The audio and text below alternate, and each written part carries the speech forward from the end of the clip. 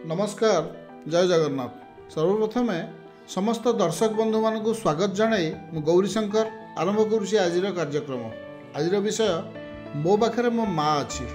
लेखक डॉक्टर मनोरंजन प्रधान। मो पाखे मो माँ अच्छी यही वाक्यटी अत्यंत प्रेरणादायी और उत्साहपूर्ण, किंतु ए वाक्यर दुईटी अर्थ अच्छी। तेबे कौन से दुईटी अर्थ जानिया भिडियोटी को शेष पर्यंत देखंतु। प्रथम अर्थटी सकारात्मक और शक्ति संचारकारी, किंतु द्वितीयटी अहंकार और आत्मगर्वर प्रतिफलन, जेउठी निजर दातापणियार दुर्गंध बारी हुए। आसंतु एही दुई अर्थ को सरल भाव में आलोचना करिवा।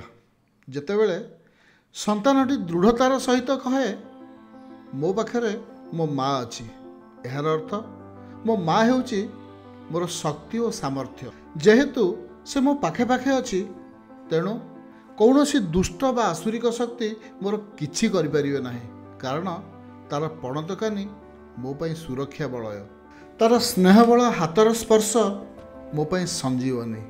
से मो पाखरे थिबा जाए मोर मंगल ही मंगल हेबो, आउ तार कल्पवृक्ष रूपी छाया रे मोर संपूर्ण परिवार निरापद। एही अर्थरे माँ संतान संतति मानक पई शक्ति, आत्मबल, सुरक्षा बलय एवं जीवंत दिव्य जननी स्वरूप। किंतु एही वाक्यर द्वितीय अर्थटी अहंकारी मनोवृत्तिर परिप्रकाश बोली कुहाजिब।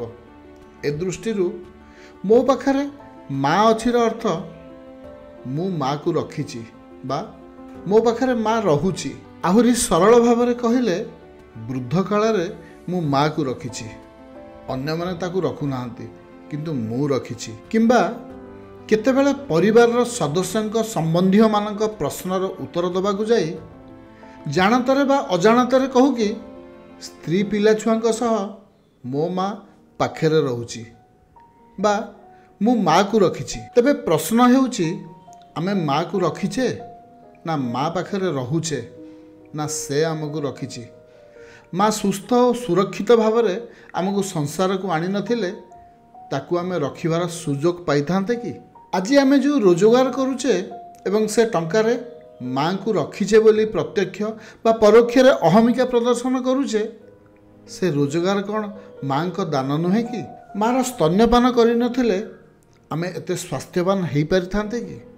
जन्म पूर्वरु बा परे से जदि आमको निपात पई सामान्य चेष्टा करि थांते तेबे आमे स्थिति को आसी पारि थांते कि? सौंदर्य नाम रे से जदि स्तन्यपान करई नथांते तेबे आमे रुग्ण होई अभिशप्त जीवन बितेई नथांते कि?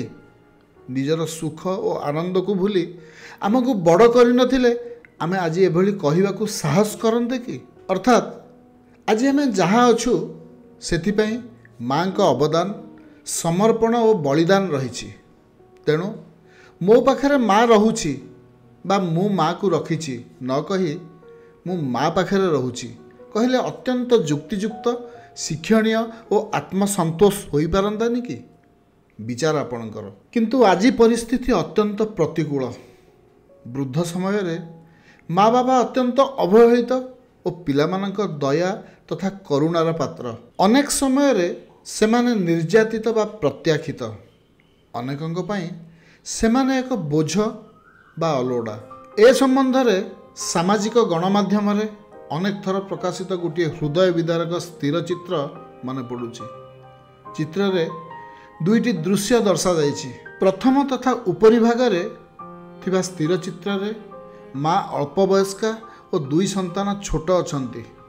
उभय माँ को मो माँ बोली दाबी करुथिबार देखा जाइछि, किंतु ठीक ता तले जो स्थिर चित्र दिया जाइछि सेथिरे माँ को नेबा को केही राजी नुहंती, कारण सेतेबेले माँ वृद्धा एवं पिला माने कैशोरावस्था रे पुणी रोजगारिया।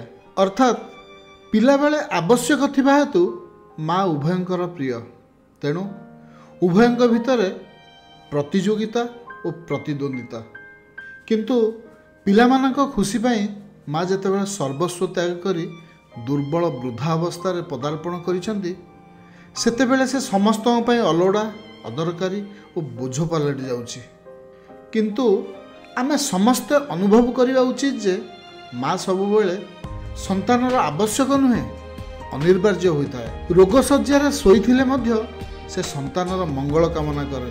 ଏପରିକି ଆମ ସଂସ୍କୃତି ଅନୁସାରେ ଶରୀର ତ୍ୟାଗ ପରେ ମଧ୍ୟ ମା ସନ୍ତାନମାନଙ୍କୁ ନିଜ ସୁରକ୍ଷା ବଳୟରେ ରଖିଥାଏ। ତେବେ ଆପଣମାନେ ବିଚାର କରନ୍ତୁ, ଆପଣଙ୍କ ପାଖରେ ମା ରହୁଛି ନା ଆପଣ ମାଙ୍କ ପାଖରେ ରହୁଛନ୍ତି? ଆପଣ ମାଙ୍କୁ ରଖିଛନ୍ତି ନା ମା ପାଇଁ ଆପଣ ରହିଛନ୍ତି? ବୃଦ୍ଧ କାଳରେ ମା ବାପାଙ୍କୁ ଅନାଦର କରିବା ମହାପାପ। ସେମାନଙ୍କୁ ଯଥେଷ୍ଟ ସମ୍ମାନ କରିବା ତଥା ସେମାନଙ୍କର ଯତ୍ନ ନେବା ସମସ୍ତ ସନ୍ତାନ ସନ୍ତତିଙ୍କ ଐଶ୍ୱର୍ଯ୍ୟ କାର୍ଯ୍ୟ। ସେଥିପାଇଁ ଜନୈକ ମହାପୁରୁଷ କହିଛନ୍ତି, କିଆଁ ପୂଜିବି ପଥର, କିଆଁ ଯିବିବୁ ମନ୍ଦିର, ମୋ ପାଇଁ ମୋ ବାପା ମା ଚଳନ୍ତି ଠାକୁର। ବାସ୍ ଆଜି ପାଇଁ ଏତିକି। ଭିଡ଼ିଓଟି କେମିତି ଲାଗିଲା? ଯଦି ଭଲ ଲାଗିଥାଏ ତେବେ ଲାଇକ୍ ଓ ସେୟାର କରିବାକୁ ବିଲକୁଲ ଭୁଲିବେନି। ବହୁତ ଶୀଘ୍ର ଆଉ ଏକ ସୁନ୍ଦର ମନଛୁଆଁ ଭିଡ଼ିଓରେ ଆପଣମାନଙ୍କ ସହ ପୁଣି ଦେଖାହେବ।